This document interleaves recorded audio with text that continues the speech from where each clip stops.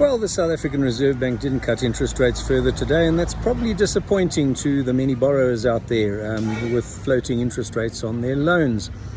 Now, the likely disappointment, widespread disappointment, may say something about a problem that we have. And it's not a problem necessarily that interest rates are inappropriately high. It's possibly a problem that they've been relatively low over many years, and that has fueled massively higher levels of indebtedness compared to, say, the 1990s. Household indebtedness is significantly higher than then, corporate indebtedness, and even government indebtedness. And the result is that high mountain of debt that South Africa now sits on as a collective makes it significantly more sensitive to interest rate movements. And that's why we look forward to any form of interest rate cutting. Well, not all of us look forward to it. There's another group in the economy who might be celebrating mildly today, and that's the depositors. Those few in number, but many who have fixed deposits, who earn interest on a floating rate and might be very happy that interest rates aren't coming down further. We forget about them. They're the savers, and they're in a very important group. Now, we need more of them. We need more savings. Household savings is very low. Government savings is very low.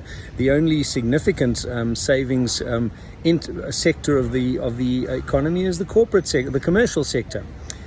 We need more. Why do we need more savings? Well, savings is required to fund gross domestic investment. We need more gross domestic investment in productive economic assets to boost long-term economic growth and job creation. I think there's general consensus about that.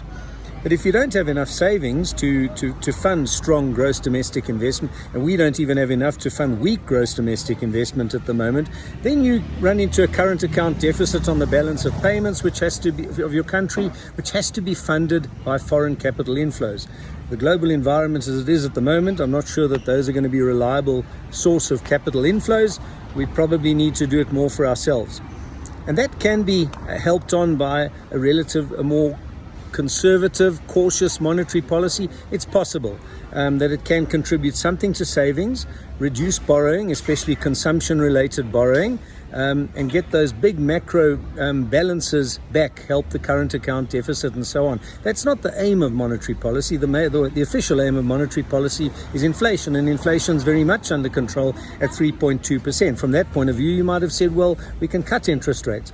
But conveniently, the Reserve Bank in this country over many years has brought about significant macroeconomic stability. It can't fix the economy, it can't fix electricity supply. A lot of things are outside its control. But interest rates can keep macroeconomic imbalances in check.